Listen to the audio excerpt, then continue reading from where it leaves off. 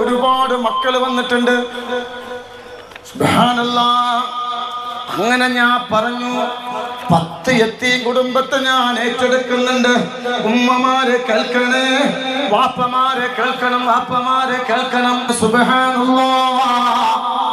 ആ കഴിഞ്ഞ വെള്ളിയാഴ്ചയല്ല, അതിന്റെ മേലത്തെ വെള്ളിയാഴ്ച മേലെ കൊടക്കാടിന്റെ മുറ്റത്തേക്ക് 500-ൽ പരം ആളുകളെ കടന്നു വന്നു.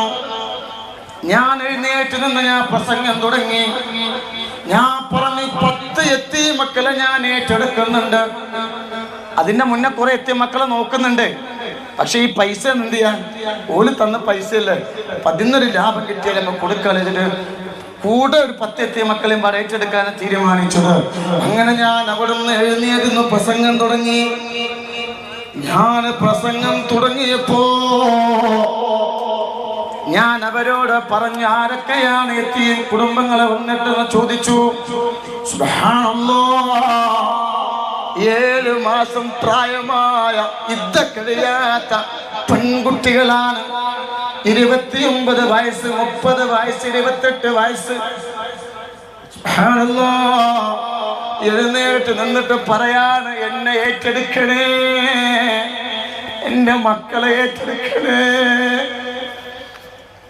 ഒരു പെണ്ണ് ഓടി വന്നിട്ട് പറയാ, നിങ്ങളിപ്പോ 14 മക്കളെ കൊണ്ടുവന്നിട്ട് എന്നോട് പറയാണ്, എന്നെയും എൻ്റെ മക്കളെയും ഏറ്റെടുക്കണം. ഭക്ഷണം കഴിക്കാൻ ഒരു ഗതിയുമില്ല, എന്റെ ഇദ്ദയുടെ സമയം കഴിഞ്ഞിട്ടില്ല. കേട്ടോ, എന്റെ ഇദ്ദന്റെ സമയം. ഞാൻ പറഞ്ഞു, അങ്ങനെ പുറത്തിറങ്ങാൻ പാടില്ല.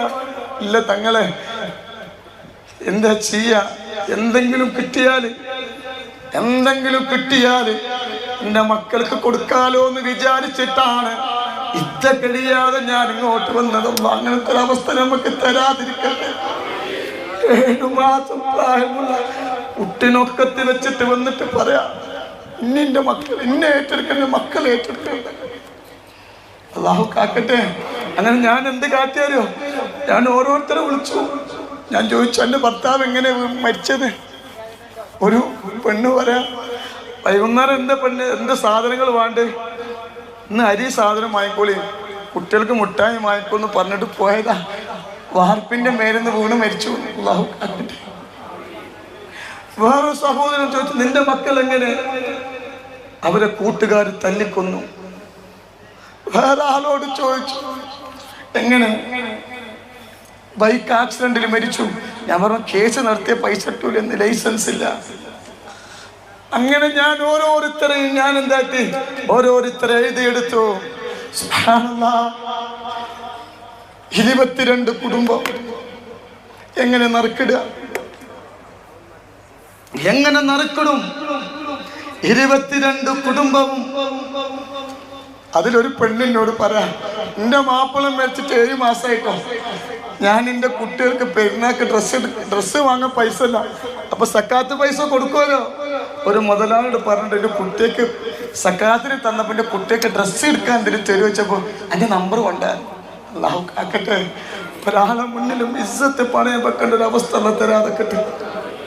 ഒന്ന് ആലോചിച്ച് നോക്കാൻ നിങ്ങൾ. 22 കുടുംബം. ഞാൻ എന്താ ചെയ്യാ? അല്ലെങ്കിൽ തന്നെ കുറെ യതീം മക്കളെ ഞാൻ ഏറ്റെടുത്തിട്ടുണ്ട്. ഇഷ്ടംപോലെ യതീം മക്കൾക്ക് വീട് വെച്ച് കൊടുക്കാനുള്ള.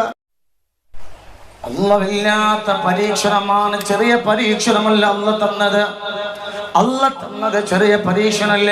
നിങ്ങൾക്കറിയോ, കഴിഞ്ഞ വെള്ളിയാഴ്ചയല്ല, അതിന്റെ മേലത്തെ വെള്ളിയാഴ്ച. ശ്രദ്ധിച്ച് കേൾക്കണം കേട്ടോ, നിങ്ങൾ ശ്രദ്ധിച്ച് കേൾക്കണം. ഒരുപാട് ദൂരത്ത് നിന്ന് വന്നിട്ട് ഇൽമിന്റെ സദസ്സാണ്. അല്ലാഹുവേ, ഇൽമിന്റെ സദസ്സ് എന്ന് പറഞ്ഞാൽ റൗളത്തും മിൻ ദിയാഇൽ ജന്ന, അത് സ്വർഗത്തിലേക്കുള്ള ഒരു പൂന്തോപ്പാണ്, അല്ലേ? ഇൽമിന്റെ മജ്‌ലിസ്. അപ്പൊ ഇത് കറക്റ്റ് കേൾക്കണം. നമ്മൾ എന്താണ് ചെയ്യുന്നത്? എത്ര ആക്ഷേപങ്ങളാണ്, എത്ര പേരാണ് കള്ളനെന്ന് വിളിച്ചത്, അല്ലേ? എന്നോട് പറയാം, കല്യാണത്തിന് പോയാലും നൂറെ ഹബീബ് തങ്ങളാണ്, മരണ വീട്ടിൽ പോയാലും നൂറെ ഹബീബ് തങ്ങളാണ്. ബസ്സിൽ യാത്ര ചെയ്ത് കൊടക്കാട്ടേക്ക് ടിക്കറ്റ് എടുത്താല് ബസ്സിന്റെ കണ്ടക്ടർ പറയുന്നതും ഇരുത്തിരിക്കുന്ന ആള് പറയുന്നതും അയാള് കള്ളനാണ്. സുബ്ഹാനല്ലാഹ്, യൂട്യൂബ് തുറന്നാലും എന്നറിയാത്തവർ ഏതോ നാട്ടുകാര് ആരൊക്കെയുണ്ടോ പറഞ്ഞു കൊടുത്തിട്ട് ഒരമണിക്കൂറിൽ ഒരു 10 മിനിറ്റ് മേലെ കൊടക്കാടിന്റെ മണ്ണിൽ ഒന്ന് സംസാരിച്ചാൽ തീരുന്ന പ്രശ്നമേ ഉള്ളൂ. ആരെങ്കിലും എന്തെങ്കിലും പറഞ്ഞു കൊടുത്തത് കേട്ടിട്ട് കള്ളനാണ്. ആലോചിച്ച കാണി. ഇന്ന് മിഞ്ഞാന്ന് 3 ഉമ്മമാര് വന്നു. 3 ഉമ്മമാര്. എന്നിട്ട് ഉമ്മമാരോട് കൊടക്കാട്ടേക്ക് ടിക്കറ്റ് എടുത്തപ്പോ പറയാണ്, ആ തങ്ങളെടുത്തേക്കായിരിക്കില്ല, അയാൾ കള്ളനാ, പിന്നെ എന്തിനാ അങ്ങോട്ട് പോണെന്ന് വെച്ചു. ഉമ്മമാർ അല്ലാഹു ഉമ്മാക്ക് ആഫിയത്ത് കൊടുക്കട്ടെ.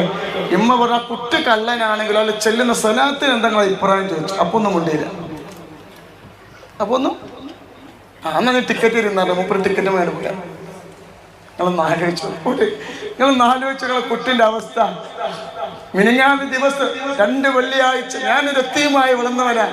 ഈ പിഞ്ചു മക്കളുണ്ടല്ലോ, എൻ്റെ അനുജന്മാര്, ഓലെത്തിങ്ങാനെ പഠിക്കുമ്പോഴേ എല്ലാ മക്കളെ കാണാൻ ഒരു ഉമ്മമാര് വരും. എന്നിട്ട് എല്ലാ വെള്ളിയാഴ്ച എന്തുണ്ടാവും, ബിസ്ക്കറ്റ് കൊടുക്കും. ഞങ്ങൾക്ക് വരാനും ആരുമില്ല നോക്കാൻ അല്ലേ. എന്നിട്ട് ഞാൻ കലണ്ടർ വെക്കാൻ പോകും. കലണ്ടർ വെക്കാൻ, അങ്ങനെ കലണ്ടർ വെച്ചിട്ട് കിട്ടുന്ന പൈസയാണ് എൻ്റെ കുട്ടികൾക്ക് ഞാൻ എന്ത് ചെയ്യുന്നത്. അന്ന് ഞാൻ എന്ത് ചിപ്സാണ്, ശർക്കര ഞാൻ മറന്നിട്ടില്ല. ആരും ഉണ്ടായിട്ടില്ല.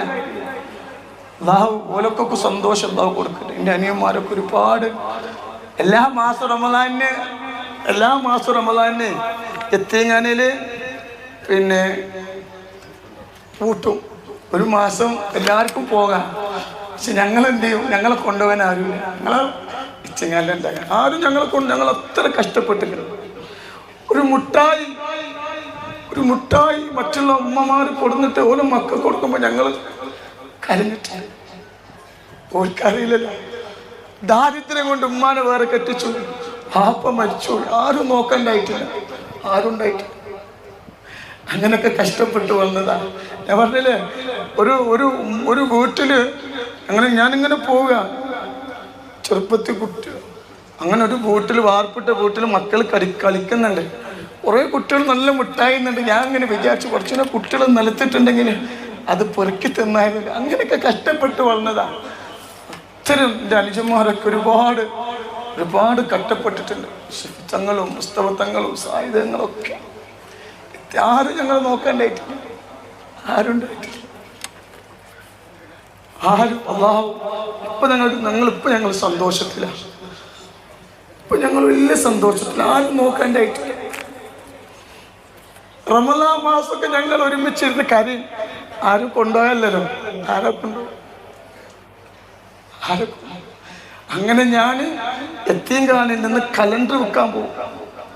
ആ കലണ്ടർ വിറ്റ് കിട്ടുന്ന പൈസ കൊണ്ട് ഞാൻ എൻ്റെ മക്കൾക്ക് വരുമ്പോൾ എന്ത് ചെയ്യും, ശർക്കര പേര് കൊണ്ടുവരും. അങ്ങനെ ജീവിച്ചു.